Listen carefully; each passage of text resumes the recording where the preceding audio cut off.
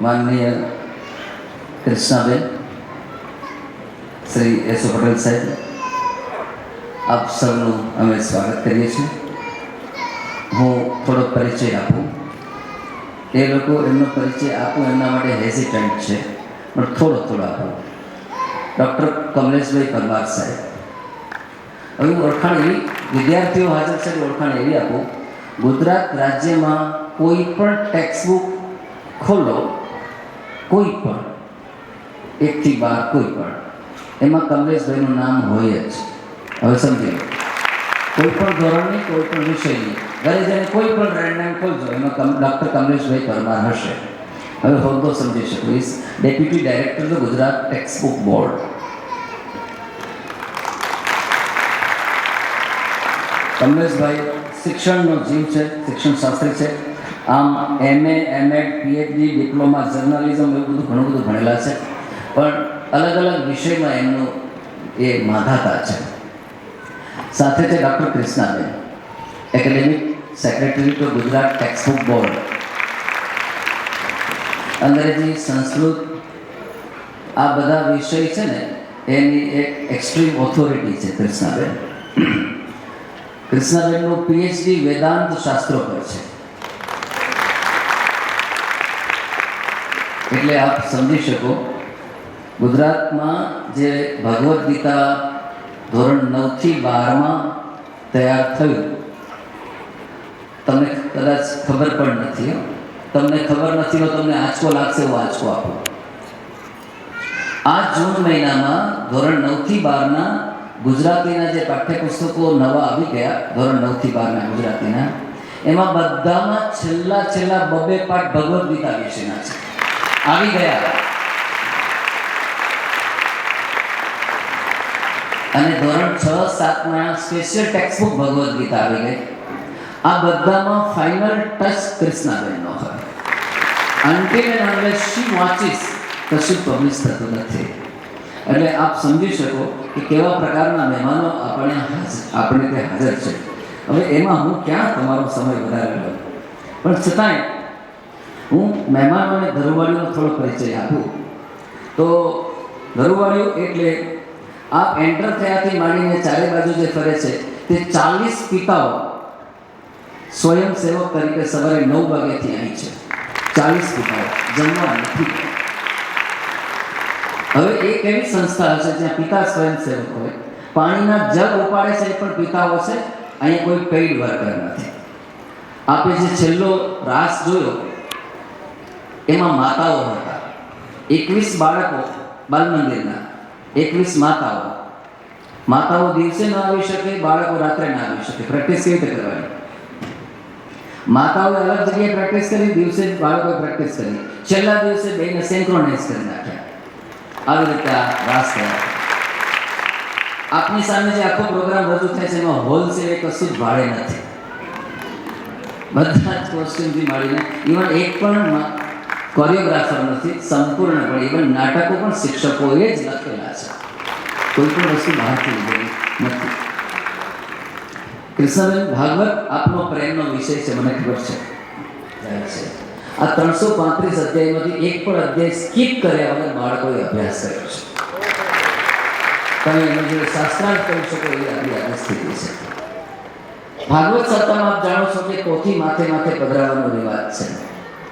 આપણે નક્કી કર્યું કે પોથી માથા પર નહીં, પોથી મસ્તકમાં પધરાવીએ. એટલે જેણે પોતાના માથે પોથી લેવી હોય તેણે એક અધ્યાય ઓછામાં ઓછો એવી રીતે લેવાનો અને બાળકોની સામે વિશિષ્ટ રીતે રજૂ કરવાનો. તેના માથા પર પોથી પધરાવે. એટલે કેટલાય અધ્યાય એવા છે જેના પાવરપોઈન્ટ પ્રેઝન્ટેશન, કેટલાયના વાર્તા કથન, કેટલાના વાચિકમ, કેટલાકમાં તો એવા છે અધ્યાયમાંથી પ્રશ્નો લઈને બાળકો ઘરે ગયા, દાદા દાદી માતા પિતા સાથે ભાગવતનો અભ્યાસ કર્યો. આ રીતે 335 અધ્યાયનો બાળકોએ પૂરો અભ્યાસ 4 મહિના લાગ્યા. ભાગવતનો અભ્યાસ એટલે શસ્ત્ર અને શાસ્ત્રનું કોમ્બિનેશન તમને આજે જોવા મળશે. ધરુવાડીમાં 15 બાળકો તો એવા છે જેને આજે આખી ભગવદ્ ગીતા કંઠસ્થ છે, સમગ્ર ભગવદ્ ગીતા. ઓછામાં ઓછા 35 બાળકોનો જન્મદિવસનો સંકલ્પ છે કે 1 વર્ષમાં ભગવદ્ ગીતા કંઠસ્થ કરશે. મને પણ બાળક બર્થડે ગિફ્ટ તરીકે અચાનક જ કે સર આજ મારી ગીતા કંઠસ્થ પૂરી, તમને બર્થડે ગિફ્ટ. આવી રીતની અમારે ત્યાં જન્મદિવસની ઉજવણી પણ હોય છે. લાગે છે ને કળિયુગ પાછો વળી ગયો. એક પણ પેઇડ વર્કર વગર આ અખાત્રીજે આ સંસ્થા 12મા વર્ષમાં મંગળ પ્રવેશ કર્યો. આવી એક વિશિષ્ટ સૃષ્ટિમાં આપ સૌ પધાર્યા છો. મને ઘણીવાર એમ થાય, શ્રીમદ ભાગવત અને ભગવદ્ ગીતા આ બેને સમાજને આ બેથી દૂર કોણે રાખ્યા? કોના પાપ હશે? ભગવાન તેને માફ ના કરે. જો એક પાપના ભાગીદાર આપણામાંથી કોઈ હોય તો તાત્કાલિક સાવધાન થઈ છે. ભાગવત પરમ કલ્યાણકારી છે. ભાગવત આ જગતનો શ્રેષ્ઠ પુણ્યમય શાસ્ત્ર છે. આ હું જે બોલું છું તે વેદવ્યાસના શબ્દો બોલું છું. ભાગવત મહાત્મ્ય અથવા ભાગવતના 12મા સ્કંદનો 13મો અધ્યાય ખાલી વાંચી લેજો, તમે કબૂલશો કે ભાગવત થી સમાજને દૂર રાખવો એટલે માના ધાવણ વગરનું બાળક રાખવું. ભાગવત એ જગતનું ધાવણ છે. શા માટે દૂર રાખવાના? એવા કયા આપણને કોન્વેન્ટના કે મેકોલેના અભયખા છે કે આપણે બાળકને ભાગવત નથી ભણાવતા? આમ ભાગવત ભણાવતું નથી અને પાછલા બાણે મોરલ એજ્યુકેશનના પીરિયડ ને મોરલ એજ્યુકેશનના સાહેબ તો આમ પકડવા કરતા સીધું ભાગવત ભણાવો ને. કોટ પેન્ટ ટાઈ વાળા જ્યાં સુધી ન કે ત્યાં સુધી ભાગવત નથી ભણાવવા આપણે બાળકો. અને જે લોકો ભગવદ્ ગીતા ભણાવતા નથી એવા શિક્ષણનું કામ પણ શું છે? નાખવાની દરિયામાં. અમે નાખી અને 168 બાળકો તમારી સામે છે. એમના પેરેન્ટ્સ પણ જીગરવાળા લોકો હાજર છે. હું એમને અભિનંદન આપું છું. મને તો આશ્ચર્ય છે, જે મારી બુદ્ધિમાં ન ઉતરે એવી એક વાત કહું. 32 બાળકો થયા ત્યાં સુધી આપણા ઘરમાં, મારા ઘરે ઘરવાળી ચાલતી. એક ચોરસની જગ્યા નથી. અમે મેદાન દાખલા તરીકે આપણે બધા નાહીએ છીએ 4 બાય 4 ફૂટનો 5 બાય 5 ફૂટનો બાથરૂમ હોય. જેની પાસે બાથરૂમ નથી ક્યાં નાય? આકાશની છે આખી દુનિયાનું બાથરૂમ, નદી કાંઠે બેસી નહીં. એમ અમારી પાસે મેદાન નહીં તો અમે શું કરીએ? આ મ્યુનિસિપાલિટીના બધા ગાર્ડન અમારા બાપના, બધા અમારા મેદાન. અમે કબડ્ડી બહુ રમે છોકરાઓ. હવે ત્યાં લોન હોય કબડ્ડીનું મેદાન દોરવું કેમ? તો કબડ્ડીના જે લંઘન રેખા, મધ્ય રેખા, અંતિમ રેખા, એ બધી રેખા મુજબની દોરીઓ સફેદ દોરી રાખી હતી અને એ દોરીના છેડે અવળાવડા ખીલ્લા. અમે જેવા મેદાન ત્યાં પહોંચીએ એની 3જી મિનિટે કબડ્ડીનું મેદાન તૈયાર, છોકરા ભૂકી ભૂકી મૂકી દે. 3જી મિનિટે કોઈ સ્કૂલ વાળા પાસે ન હોય એવું મેદાન અમારી પાસે. જગત સર્વં દૃશ્યતે શ્રૂયતે વિવા અંતર્બહિશ્ચ તત્સર્વં વ્યાપ્ય નારાયણ સ્થિતઃ. સર્વત્ર નારાયણનું દર્શન થાય તેવું સુંદર આ માહોલ અત્રે દિનેશભાઈ થકી, એમના ભગીરથ પ્રયાસો થકી અહીંયા ઊભું થયું છે. દિનેશભાઈ સાથે વર્ષો જૂનો નાતો છે. આમ તો શૈક્ષણિક સંબંધ કહેવાય, વ્યાવસાયિક સંબંધ કહેવાય અને છેવટે અંગત સંબંધો પણ એટલા કે એક ધાર્મિકતા, એક આત્મીયતા અમારી બંને વચ્ચે સ્થપાયેલી છે. દિનેશભાઈનું વ્યક્તિત્વ એવું કે જે પણ કામ હાથમાં લે એમાં એ પોતાનું લોહી રેડી દે. એટલા સંનિષ્ઠ પ્રયાસોથી ઘણા પાઠ્યપુસ્તકોમાં એમનો ખૂબ સિંહ ફાળો રહ્યો છે, ખૂબ મોટું યોગદાન રહ્યું છે. તો દિનેશભાઈની આ બીજી બાજુ છે. એક બાજુ તો આપની સમક્ષ પ્રગટ જ છે, પણ આ બીજી બાજુ પણ હું ઉજાગર કરું છું કે એ પણ ખૂબ સરાહનીય છે. આપણે ખૂબ તાળીઓથી દિનેશભાઈને વધાવીએ. ધરુવાડીઓ જેવી સંસ્થાનો વિચાર પ્રસ્ફુટિત થવો અને એને મૂર્તિમંત કરવો, એ ખરેખર જે કર્યું એ ઈશ્વરની વિભૂતિથી જરા પણ નીચે એમને ન આંકીએ. એમનામાં ખરેખર ઈશ્વરની વિભૂતિનો અંશ છે કે આટલી સુંદર સંસ્થાને એમણે દેહ આપ્યો છે. ધરુવાડીઓ એ એવી સંસ્થા છે કે જ્યાં વિશેષ પ્રકારના છોડનું વાવેતર થાય છે, સિંચન થાય છે, પોષણ થાય છે અને આજ 12 વર્ષથી આ સંસ્થા ચાલી રહી છે. એ ખરેખર ઈશ્વરની અસીમ કૃપા છે અને આપ લોકો ખૂબ સદભાગી છો કે દિનેશભાઈને એમના વિચારોનો લાભ આપ સૌ લઈ રહ્યા છો અને માત્ર આ 168 બાળકો જ એ આવનાર પેઢી, આવનાર સમાજ માટે ખૂબ મજબૂત પાયાનું કામ કરી રહ્યા છો. દેખાઈ રહ્યું છે કે આ 168 બાળકો જ માત્ર અહીંયા ઘડતર નથી પામી રહ્યા, પરંતુ એમના માતા પિતા, એમના પરિવારના સભ્યો, એ જેમના પણ સંપર્કમાં આવે છે એ બધાનું જ ઘડતર ક્યાંક ને ક્યાંક ધરુવાડીઓ થકી થઈ રહ્યું છે. તો ધરુવાડીઓ જેવી આ પવિત્ર સંસ્થાને હું ખૂબ ખૂબ શુભેચ્છા પાઠવું છું કે ખૂબ આગળ વધો. દિનેશભાઈને ભગવાન ખૂબ શક્તિ આપે, ખૂબ સામર્થ્ય આપે. મનુષ્ય જીવન, મનુષ્ય જન્મ એ ખરેખર ખૂબ દુર્લભ છે. આપણે બહુ જ પુણ્ય કર્યા હશે અને ઈશ્વરે આપણા પુણ્યોને સામે રાખી અને મનુષ્ય જન્મ આપણને આપ્યો છે. આપણને વિચારોની ભેટ આપી, વાણીની ભેટ આપી, સ્મિતની ભેટ આપી, વિચારોની અભિવ્યક્તિની ભેટ આપી, જે અન્ય યોનિઓ પાસે નથી. માત્ર મનુષ્ય યોનિ જ એ કર્મ યોનિ છે અને કર્મની ભેટ આપણને આપી અને યથેચ્છસી તથા કુરુ એમ કહીને આપણને સમાજમાં મોકલ્યા છે કે ખૂબ શુભ કર્મો કરો અને એ કર્મ કરતાં અંતઃકરણની શુદ્ધિ થતાં આપ મુક્તિ સુધીની યાત્રાને પામો. એવા ઈશ્વરે આશીર્વાદ આપી આપણને આ પૃથ્વી ઉપર મૂક્યા છે.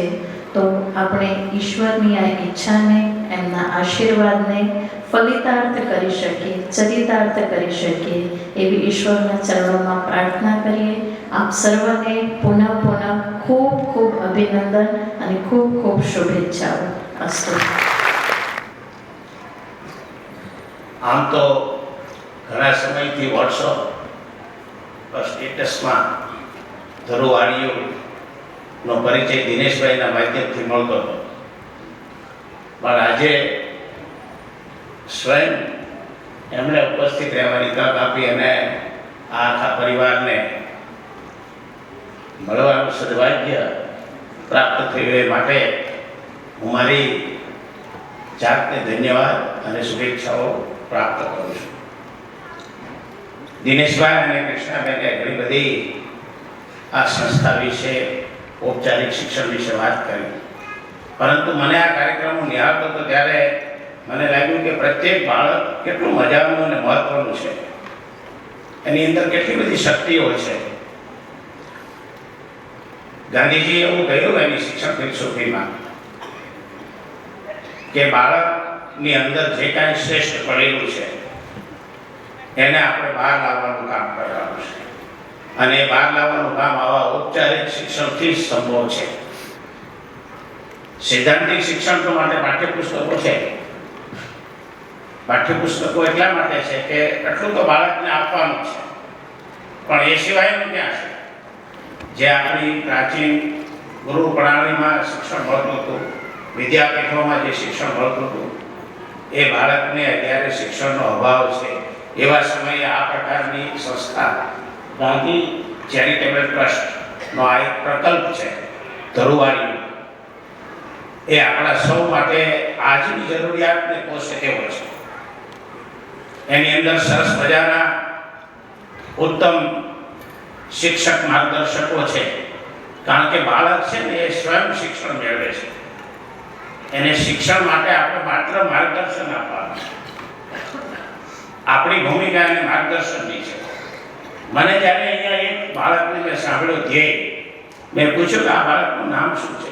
ધ્યેય નામ હતું. ધ્યેય સારું ઘડતર કરવું હોય તો સૈદ્ધાંતિક પાઠ્યક્રમના શિક્ષણ સાથે આ પ્રકારનું શિક્ષણ પણ આપવું પડશે. ભગવદ્ ગીતા શિક્ષણમાં લાવવા માટે અથાગ પ્રયત્નો થયા. રાજ્ય સરકારની મહેચ્છાથી આપણે દિનેશભાઈ અને કૃષ્ણાબેને વાત કરી કે આપણે શિક્ષણની અંદર એક પૂરક અભ્યાસ તરીકે ભગવદ્ ગીતાને પાઠ્યક્રમમાં સામેલ કર્યું, કારણ કે ભગવદ્ ગીતા જેવો ઉત્તમ ગ્રંથ વિશ્વમાં બીજો છે જ નહીં. આજે જે કાંઈ શ્રેષ્ઠ સાહિત્ય આપણી પ્રાચીન પ્રણાલીનું છે એ બધું સંસ્કૃત માધ્યમમાં છે અને સંસ્કૃતને આપણે શીખવી જોઈએ. ખાસ કરીને આજે મારું સૂચન છે દિનેશભાઈને કે સંસ્કૃત બોર્ડ ગુજરાતમાં અસ્તિત્વમાં આવ્યું છે અને હિમાંજી પાલીવાલજી એના ચેરમેન તરીકે નિયુક્ત કર્યા છે રાજ્ય સરકારે. એમને પણ ક્યારેક આપણી સંસ્થામાં બાળકો સાથે એનો સંવાદ વાર્તાલાપ એમની સાથે એમનું પણ ઈચ્છા એવી છે કે વધારે લોકો સંસ્કૃત ભાષા તરફ જાય. અને આપણા બે રાજ્યો એવા છે હિમાચલ અને ઉત્તરાખંડ, તેની અંદર સંસ્કૃત ભાષા રાજભાષા તરીકે ચાલે છે અને બે સ્ટેટ એવા છે કે તેમાં મંત્રી પણ સંસ્કૃત માટે બને છે. રાજસ્થાન સ્ટેટની અંદર સંસ્કૃત રાજ્યમંત્રી હોય છે, એમનો વિષય સંસ્કૃત હોય. એટલે આ ભાષાની તરફ અને આપણી પ્રાચીન પરંપરા તરફ આપણે જવાની જે જરૂરિયાત છે એમાં આવી સંસ્થા ખૂબ જ પોષક અને ઉપયોગી બની શકે. આ પ્રકારનો કન્સેપ્ટથી જુદા જુદા જિલ્લાઓમાં પણ આ પ્રકારનું થવું જોઈએ, જેનાથી બાળકનું ભણતર યોગ્ય દિશામાં લઈ જઈ શકાય. આજે જે કંઈ અહીંયા છે, આજે આપણા ગૃહમંત્રી અમિતભાઈ શાહ સાહેબે પણ દિલ્હીની અંદર એક ખાસ કાર્યક્રમમાં સંસ્કૃત ભાષાને અગ્રતા આપવા અને સંસ્કૃત ભાષાને મહત્વ આપવા માટે આજે એમણે સરસ મજાનું એક વક્તવ્ય આપ્યું છે. એટલે ભગવદ્ ગીતા, સંસ્કૃત અને ઔપચારિક શિક્ષણ આ સમન્વય આ સંસ્થામાં સારી રીતે થઈ રહ્યો છે. મને ખાસ તો દિનેશભાઈ મારી સાથે વર્ષોથી જોડાયેલા છે એટલે એમને હું અભિનંદન આપું, એમની ટીમને અને એમના શિક્ષકોને. એમના જે આમ તો આ બધા ગુરુઓ છે, કારણ કે આ પ્રકારની તાલીમ ગુરુ આપે, શિક્ષકની ગુરુ છે. એટલે એવા તમામ ગુરુજનોને પણ આજથી હું શુભાશીષ, મારા આશીર્વાદ છે. ધન્યવાદ. જ્યાં જ્યાં અમારી જરૂર પડે ત્યાં અમે આપના આ ઔપચારિક શિક્ષણ સાથે જોડાઈ રહીશું. આભાર. ધન્યવાદ.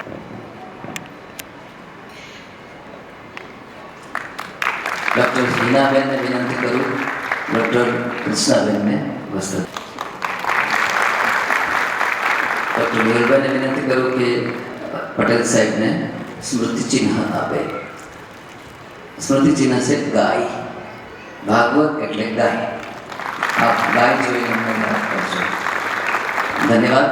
હું મહેમાનોને વિનંતી કરું કે આપ સામે આપનું સ્થાન ગ્રહણ કરો અને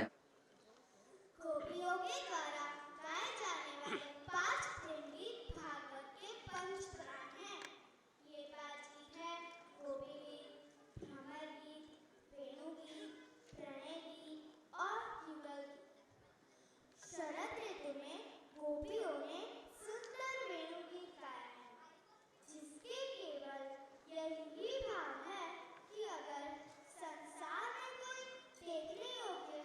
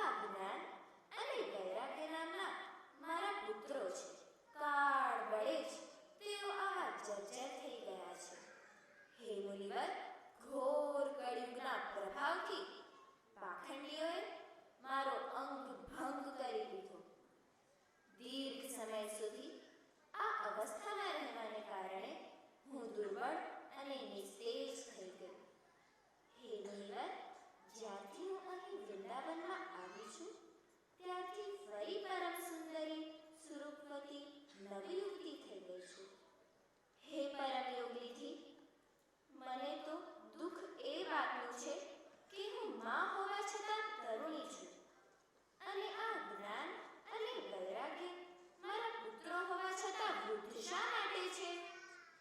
હે બાલા, જે દિવસથી ભગવાન શ્રી કૃષ્ણ આ ભૂલોક છોડીને પોતાના પરમધામમાં પધારી ગયા, તે દિવસથી અહીં સમસ્ત સાધનો માટે બાધક એવો કળિયુગ આવી ગયો. પૃથ્વી ક્રમશઃ પ્રતિવર્ષ શેરજી માટે ભારરૂપ થતી જાય છે. લોકો માત્ર અન્ન ધનની પ્રાપ્તિના લોભે ભાગવતની કથા સંભળાવે છે. તેથી કથાનો સાર ચાલ્યો ગયો છે.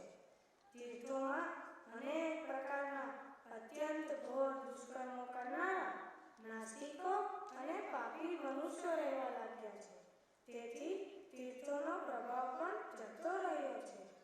જેમનું ચિત્ત નિરંતર કામ, ક્રોધ, મહાલો અને તૃષ્ણાથી તપતું રહે છે, તેવા મનુષ્યો પણ તપસ્યાનો ઢોંગ કરવા લાગ્યા છે. તેથી તપમાંથી પણ સાર નીકળી ગયો છે. મન પર કાબુ ન હોવાને કારણે તથા લોભ, દંભ અને પાખંડનો આશ્રય લેવાને કારણે તેમજ શાસ્ત્રોનો અભ્યાસ ન કરવાથી ધ્યાન યોગનું ફળ પણ ચાલ્યું ગયું છે. તમે ક્ષણવારમાં જ મારું સઘળું દુઃખ દૂર કર્યું, પણ હજી મારા પુત્રોમાં ચેતના આવી નથી.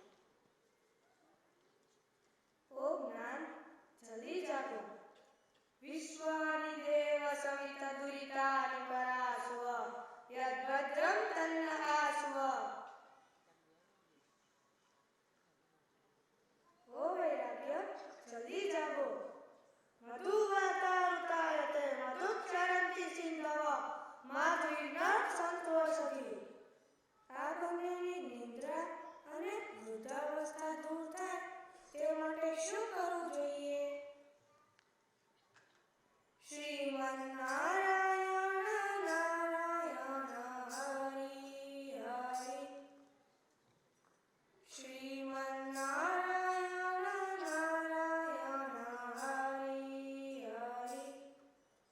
હે મુનિ, તમે ખેદ ન કરો. તમારો આ પ્રયત્ન નિસ્સંદેહ સફળ થશે. હે દેવર્ષિ, આ માટે તમે એક સત્કર્મ કરો. એક સત્કર્મ કરો કે જે કર્મ તમને સંત શિરોમણી મહાનુભાવ બતાવશે. તે સત્કર્મનું અનુષ્ઠાન કરતાં જ ક્ષણવારમાં આમની નિદ્રા અને વૃદ્ધાવસ્થા ચાલી જશે તથા સર્વત્ર ભક્તિનો પ્રસાર થશે. તમે એક સત્કર્મ કરો. તમે એક સત્કર્મ કરો. આ આકાશવાણીએ કયા સત્કર્મની વાત કરી હશે કે જેનાથી આમનું કાર્ય સિદ્ધ થાય? કોણ જાણે તે સંત ક્યાં મળશે અને કેવી રીતે તે સાધન બતાવશે? શ્રીમન્નારાયણ નારાયણ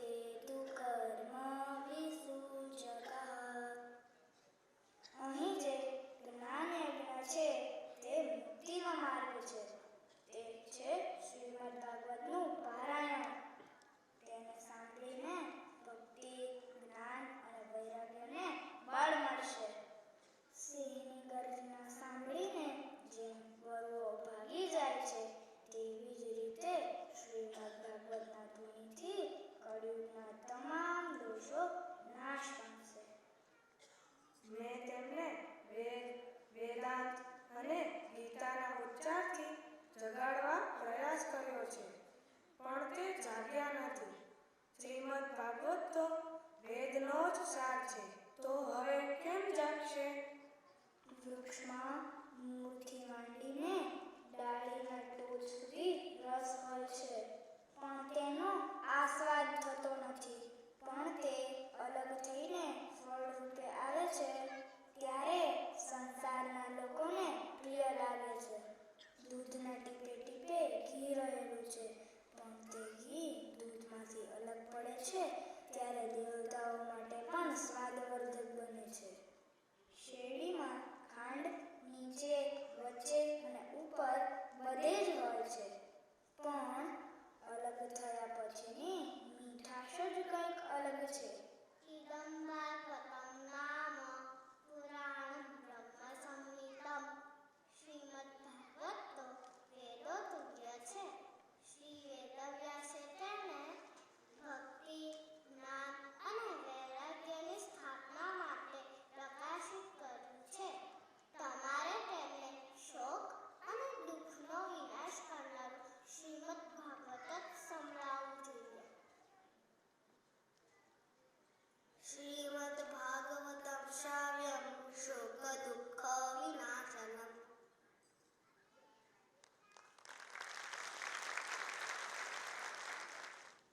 શ્રી રામ, દશરથ, અજો, રઘુ, દિલીપ, દુલિદુ, અનમિત્ર, વિઘ્ન, અનરણ્ય, સર્વકર્મા, મિત્રસા, સુદાસ, ધાતુપર્ણી, ઋતુપર્ણ, અયુધાજી, સિદ્ધોપ્રિયા, અંબરીશ, નાભાગ, શ્રુત, ભગીરથ.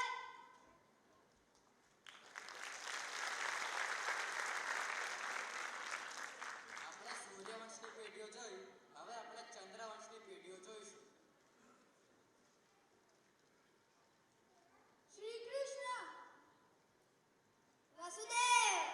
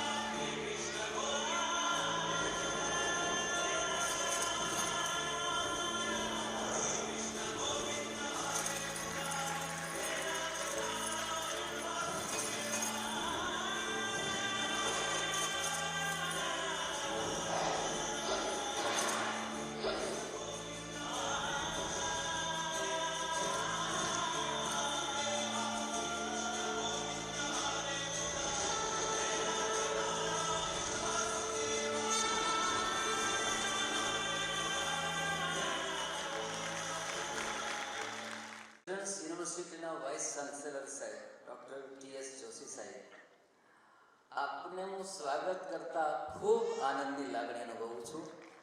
ખૂબ હૃદયપૂર્વક અમે તમારું સ્વાગત કરીએ છીએ.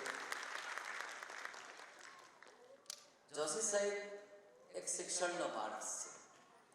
4 દાયકા શિક્ષણમાં અવિરત કામ ચાલે છે.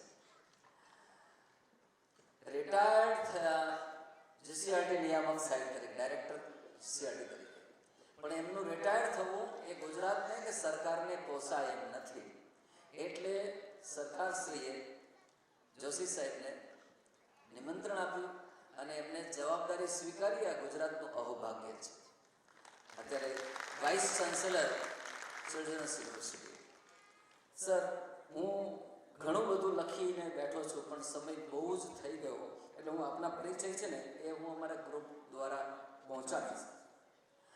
આપ શિક્ષણની દુનિયામાં જે જે સાંભળતા હો ને, ગુણોત્સવ ને રાષ્ટ્રીય શિક્ષણ નીતિ ને, એ કેટલી સમિતિઓના સાહેબ અધ્યક્ષ છે. ગુજરાત નહીં, સમગ્ર ભારત નવી રાષ્ટ્રીય શિક્ષણ નીતિ મુજબ સમગ્ર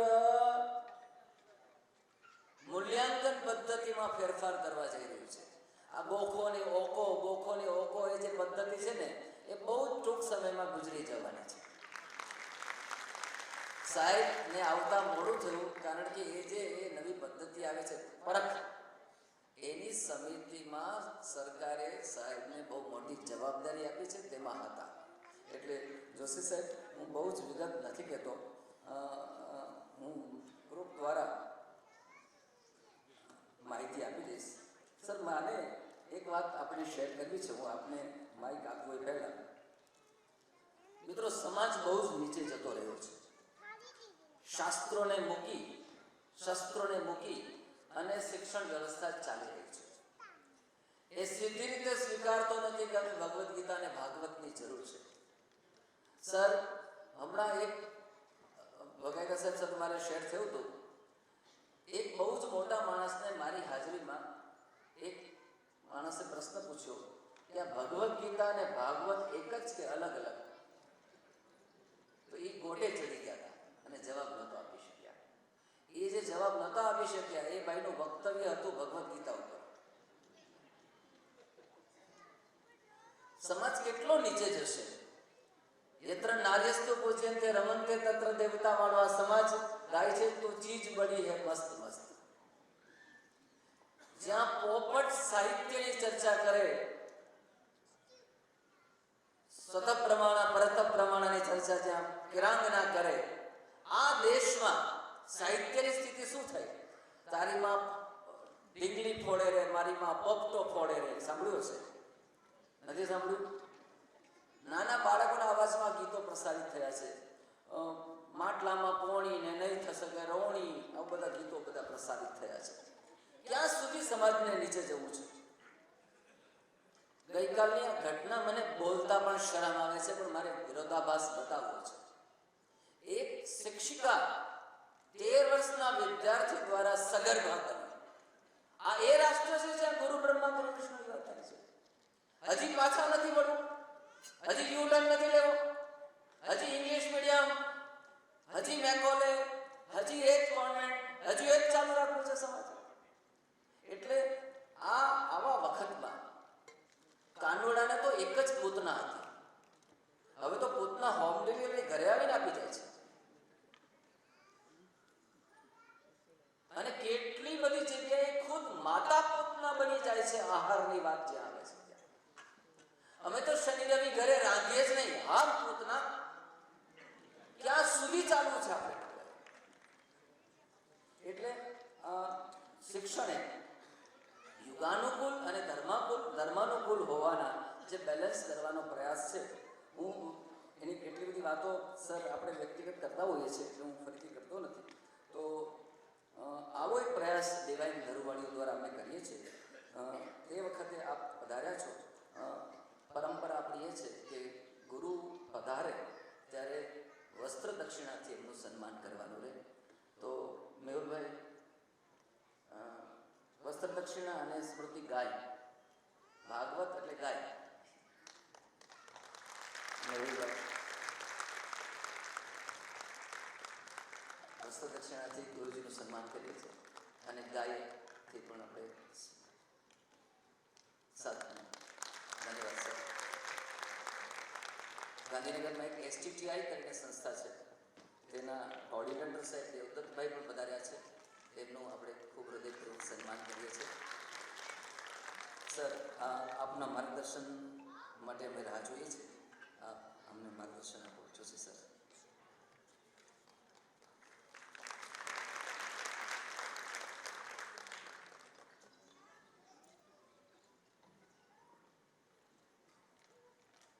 આદરણીય ડૉક્ટર સાહેબ દિનેશભાઈ, ડૉક્ટર દેવદત્તભાઈ પંડ્યા, અમૃતભાઈ ભોગાયતા સાહેબ અને આપ સૌ વડીલ મિત્રો, ભાઈઓ બહેનો, મને આ નિમંત્રણ આવ્યું ત્યારથી હું ઉત્સુક હતો મળવા માટે. કારણ કે શાળાઓમાં તો બહુ વખત જવાનું થયું, ઔપચારિક શાળાઓમાં, પણ આ તો ઔપચારિક શાળા છે નહીં. અને એવા બાળકો કેવી રીતે ભણે છે, કેવી રીતે શીખે છે, શું પરફોર્મ કરશે એની ઉત્સુકતા મને હતી. એટલે આજે હું આવ્યો છું તો મારો રાજીપો વ્યક્ત કરવા આવ્યો છું.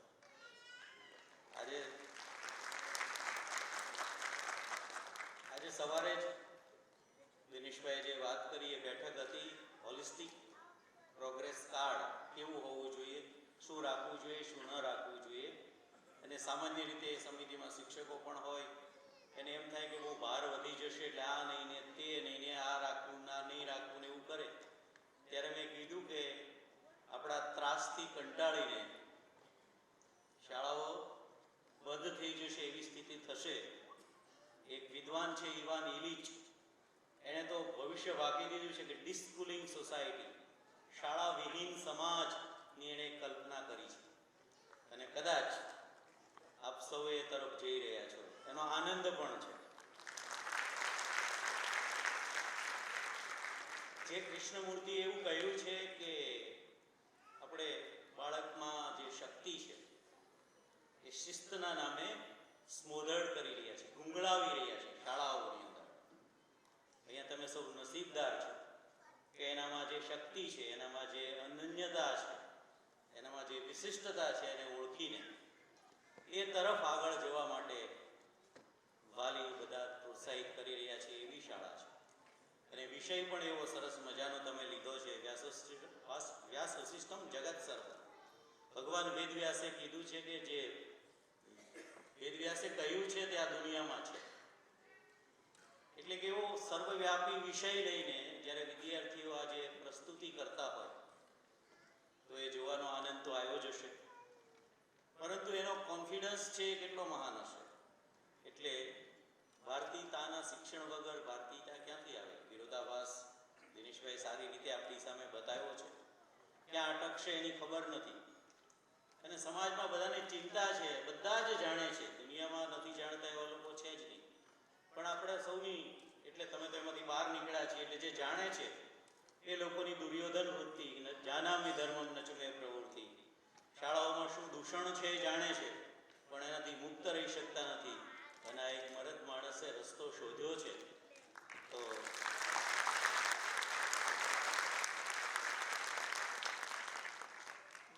એવા જ લોકોએ ચીલા ચાતર્યા છે કે જે એક ગરેડમાં નથી ચાલ્યા. થોડા દિવસ પહેલા બનાસ ડેરીમાં એના બોર્ડના અધ્યક્ષ અને વિધાનસભાના પણ અધ્યક્ષ છે માનની શંકરભાઈ ચૌધરી, એવું પ્રતિભા સંપન્ન વિદ્યાર્થીઓને શોધવા માટેની એક પરીક્ષા લેવાની છે એમને, અને પછીથી એવા લોકોને એક્સપોઝર આપવાનું છે. એટલે વાત થઈ ત્યારે મેં કહ્યું કે પ્રતિભા સંપન્ન આ બધા પાસ થાય છે ને, નંબર લાવે છે એ બધા પ્રતિભા સંપન્ન નહીં કહેવાય. આ દુનિયા જેણે બદલી છે, જે શાળાઓએ રિજેક્ટ કરેલા વિદ્યાર્થીઓ છે એણે આ દુનિયા બદલી છે. આઈન્સ્ટાઈન હોય, ન્યૂટન હોય કે ગાંધીજી હોય. ગાંધીજીને બહુ ભણતર ચડ્યું નહોતું, F5માં ગયા શામળદાસમાં ભણવા, પણ કશી સમજ પડતી નહોતી. સ્ટીવ જોબ્સ, જેનો આઈફોન આપણને બહુ ગમે, એ સ્ટીવ જોબ્સ પણ કશું જ ભણી શક્યા નહોતા. કોલેજમાં દાખલ તો કર્યા હતા, કારણ કે એ જે માતા પિતા એને દત્તક લીધા હતા, તો દત્તક લેતા વખતની એવી શરત હતી કે જે આ દીકરા એના માતા પિતા ગ્રેજ્યુએટ હોવા જોઈએ એને દત્તક મળશે. પણ બહુ લોકો આવીને જોઈને જતા રહેતા હતા. સ્ટીવ જોબ્સ ને કોઈ પસંદ કરતું નહોતું. કોઈને દીકરી જોઈતી હતી તો કાં તો કે દીકરો છે નથી લેવો, કોઈને લેવું તો ભણેલા નહોતા. આખરે એવી એક ઝંખનાવાળું દંપતી મળ્યું. એ બેન માંડ એસએસસી ભણેલા હતા, એના પતિ તો એટલું પણ ભણેલા નહોતા. પણ એણે કીધું કે અમે ખાતરી આપીએ છીએ કે અમે ભલે ગ્રેજ્યુએટ નથી, પણ અમે આજે સંતાન એડોપ્ટ કરીશું, એને અમે ગ્રેજ્યુએટ સુધી ભણાવશું. અને એ સમાધાન સ્વરૂપે એ સ્ટીવ જોબ્સને દત્તક લીધા.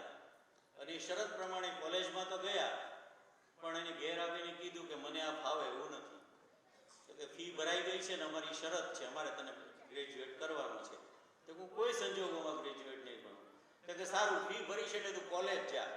અને પછી એને પરીક્ષા નહોતી આપવાની અને ફી ભરાઈ ગઈ હતી. એને જે કોલેજ માણી છે એમાં એ કર્સિવ લેટર શીખ્યા અને ભાતની કલા શીખ્યા. એ એને જ્યારે મોબાઈલ બનાવ્યો ત્યારે કામમાં આવ્યો. જે જૂની પેઢીના લોકો હશે એને ખબર છે, કમ્પ્યુટરમાં બધા ચોરસ અક્ષર જ આવતા હતા, લોટસ ને એ બધું. જેણે શરૂઆતના કમ્પ્યુટરના જે ફોન્ટ હતા એ બધા, તો એ બધામાં કલા ઉમેરે, આર્ટિસ્ટિક ફોન્ટનો જે ઉમેરો થયો છે એ કોલેજમાંથી પરીક્ષા નહીં દેવાની શરતે જે ભણ્યા છે, જે ખુલ્લીને પરીક્ષા વગરનું ખુલ્લીને ભણવાનો એનો જે આનંદ હતો એની એ પ્રોડક્ટ છે.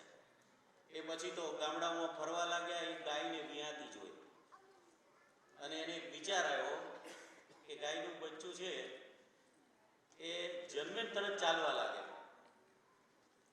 એટલે એને બહુ નવાઈ લાગી અને એની જે પ્રોડક્ટ હતી એને એવું આવ્યું કે ભાઈ રેડી ટુ યુઝ. પછી ઇન્સ્ટોલેશન કરાવવાનું, ફલાણું કરાવવાનું, આટલા સમય પછી એક્ટિવેટ થાય ને એવું કશું નહીં. તો આવું બધું જ એની દુનિયા ખુલી ગઈ જ્યારે એની પાસે પરીક્ષાનો ભાર નહોતો. તો અહીં પરીક્ષાના ભાર વગર જે મેળવે છે, જે અર્જિત કરે છે, એ જીવનભરની એની કમાણી રહેશે. હું આ બધા જ બાળકોના માતા પિતાને અભિનંદન આપું છું તમારી હિંમત માટે, કે ખરેખર તમે જે દાખવી છે એ ખોટી દિશા નથી. હિંમત રાખજો, આગળ વધજો. ઈશ્વરે દાંત આપ્યા છે, ચામડું આપશે, એવી આપણી જૂની કહેવત છે. તો ફરીથી એ વિદ્યાર્થીઓની પણ એવા તેજસ્વી કારકિર્દી માટે એક ભારતીય આદર્શ નાગરિક તરીકે જીવન જીવે તેવી શુભેચ્છા પાઠવું છું. અને આના યોજકને પણ ફરી અભિનંદન આપું છું.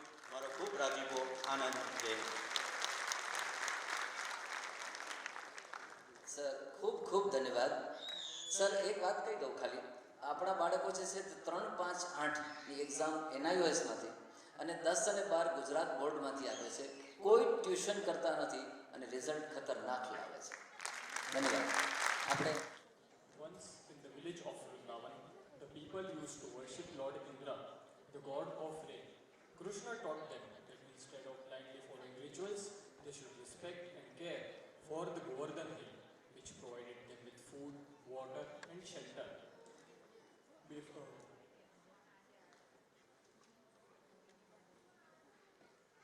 calls the mountain their god. He calls himself Vanishaila Nivasina, the one who lives in the jungle and on the mountains. Before lifting Girirajji, Shri Krishna says, Shailah Asmi, I am the Giriraj. Krishna is also known as Gopal, the protector of cows. He treated cows as family. Once the cows lost their way, Lord Krishna started calling them by their names. The cows also responded affectionately in return.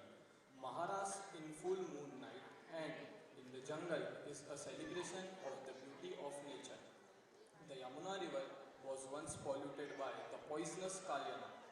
When Krishna saw this, he jumped into the river and fought Kalyana, forced him to leave the water and restore the purity of the water. Even he rehabilitated Kalyana. Would you believe, when Krishna paused for a while during his fight with the serpent Kalya, the calves and cows began to cry out loudly. One day, while Krishna and his friends were in the forest, a massive wildfire broke out. Seeing the danger, Krishna inhaled all the flames and saved the forest. For trees, Shri Krishna says to his friends, "Friends, look at these trees. How fortunate they are. Their entire lives are dedicated solely to the well-being of others. They themselves endure gusty winds, heat, rain, and cold. Yet they protect us from all of these elements. Lord Krishna does not approve of capitalists taking control of the natural resources. That is exactly why he defeated Dhenukasura. Astu.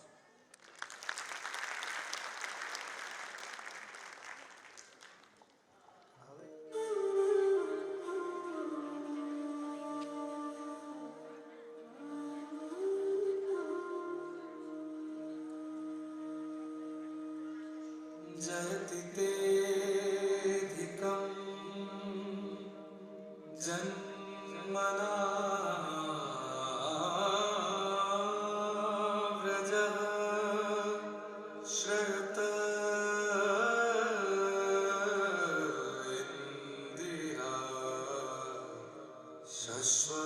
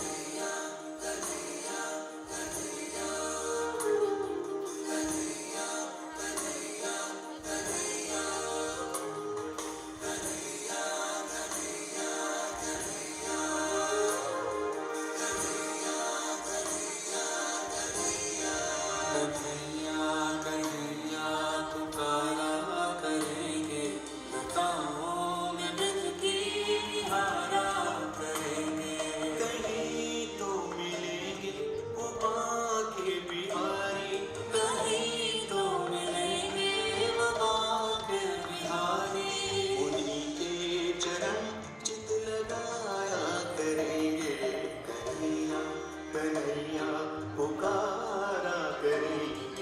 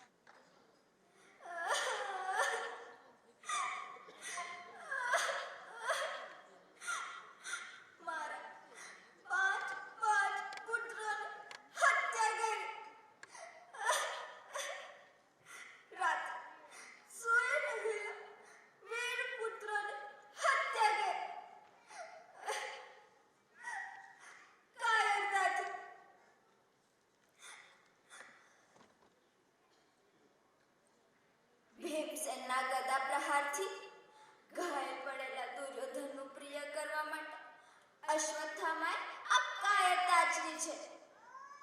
આર્યપુત્ર Arjun અને સખા કૃષ્ણથી ડરીને એ ભાગી ગયો છે. ક્યાં સુધી જશે એ? અર્જુનની પ્રતિજ્ઞા છે કે તેનું મસ્તક લઈ આવશે. તેના કપાયેલા મસ્તક પર પગ મૂકીને પછી જ હું સ્નાન કરીશ. આર્યપુત્ર અર્જુન અશ્વત્થામાને બળપૂર્વક પશુની જેમ બાંધીને લઈ આવે છે. નિંદનીય કૃત્ય કરવાથી અશ્વત્થામાનું માથું ઝૂકી ગયું છે. અરે અરે, ગુરુપુત્રને આ રીતે બાંધીને લાવે છે. મારાથી સહન નથી થતું. છોડી દો આને, છોડી દો. આ બ્રાહ્મણ છે, આપણા અત્યંત પૂજનીય છે, જેમની કૃપાથી તમને રહસ્ય સહિત બધી જ ધનુર્વિદ્યા અને સમસ્ત શસ્ત્રાસ્ત્રોનું જ્ઞાન પ્રાપ્ત થયું છે. તે તમારા આચાર્ય દ્રોણ પુત્રના રૂપમાં તમારી સામે ઊભા છે. આચાર્ય દ્રોણની અર્ધાંગીની કૃપી પોતાના વીર પુત્ર અશ્વત્થામાની મમતાને લીધે જ પોતાના પતિની પાછળ અનુગમન કરી શકી નથી. તે હજુ એ જીવતી છે. મહાભાગ્યવાન આર્યપુત્ર, તમે તો મોટા ધર્મજ્ઞ છો. જે ગુરુવંશની રોજ પૂજા અને વંદના કરવી જોઈએ તેને જ વ્યથા પહોંચાડવી તે યોગ્ય કાર્ય નથી. જેમ પોતાના બાળકો મરી જવાથી હું દુઃખી થઈને રડી રહી છું અને વારંવાર મારી આંખોમાંથી આંસુ વહી રહ્યા છે, તેવી જ રીતે તેની માતા પતિવ્રતા ગૌતમી ન રડવી જોઈએ. તેને માફ કરી દો, તેને છોડી દો. આર્યપુત્ર, પુત્રના મૃત્યુનું જે દુઃખ હું ભોગવી રહી છું તે દુઃખ તેની માતાને નથી આપવું મારે. તેને માફ કરી દો, તેને છોડી દો. આર્યપુત્ર,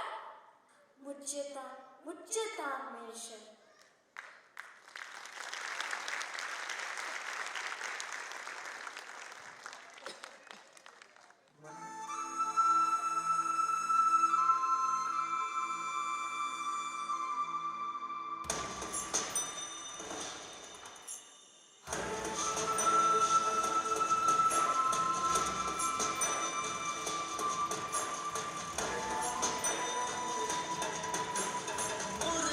मुरली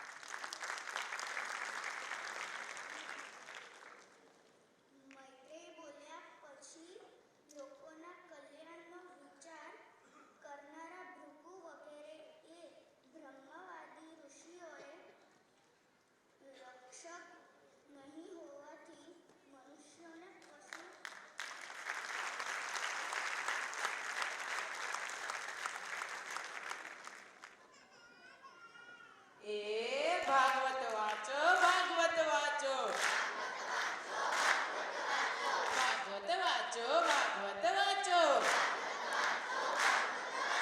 ભાગવત વાંચો, ભાગવત વાંચો. વેદવ્યાસ કહે છે ભાગવત વાંચો. જ્ઞાન વૈરાગ્ય ઊભા થાય.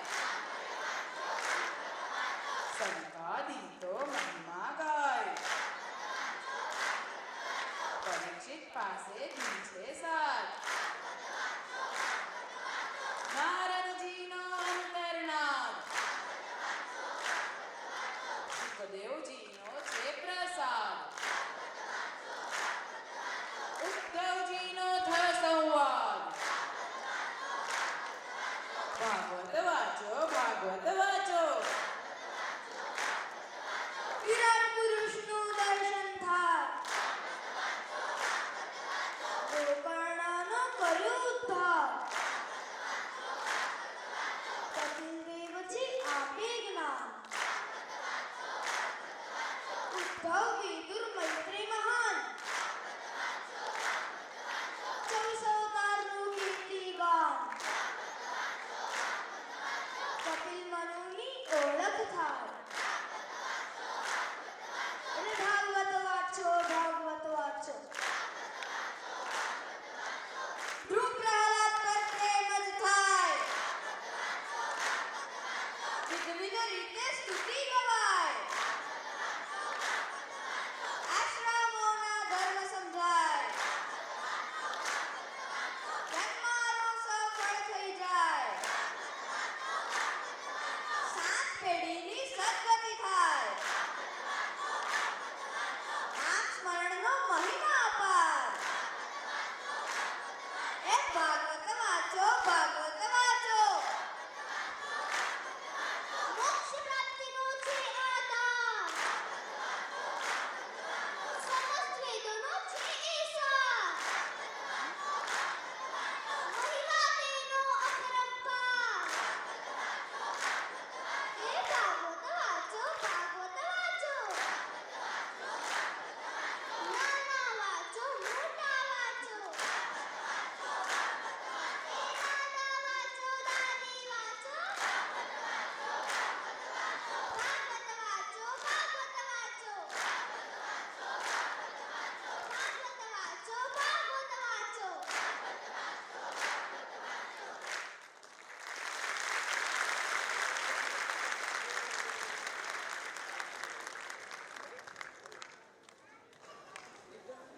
ઉપસ્થિત મુખ્ય મહેમાન શ્રી અતિથિ વિદેશ, આમંત્રિત મહેમાનો, માતા પિતા, સર્વને નમસ્કાર. આપ સર્વે આટલો સમય આપીને દિવાળી ધરુવાણીના વાર્ષિકોત્સવમાં આવ્યા તે બદલ આપનો ખૂબ ખૂબ આભાર. આપણા કાર્યક્રમમાં જે પણ વ્યક્તિઓએ કઈ પણ કાર્ય કર્યું, પરિશ્રમ કર્યો અને તેના કારણે આ કાર્ય થઈ શક્યો અને તે સિવાય પણ જે કાર્ય કરીને છુપાઈ ગયા તે દરેકના પ્રયત્નોને પ્રણામ કરું છું. તેમના પ્રત્યે કૃતજ્ઞતા વ્યક્ત કરું છું. આપ મુખ્ય મહેમાન શ્રી દિલીપ જોશી સાહેબ અને ઇકબાલ ભોગાટા સાહેબ આવ્યા સમય કાઢી તેનો આપનો ખૂબ ખૂબ આભાર.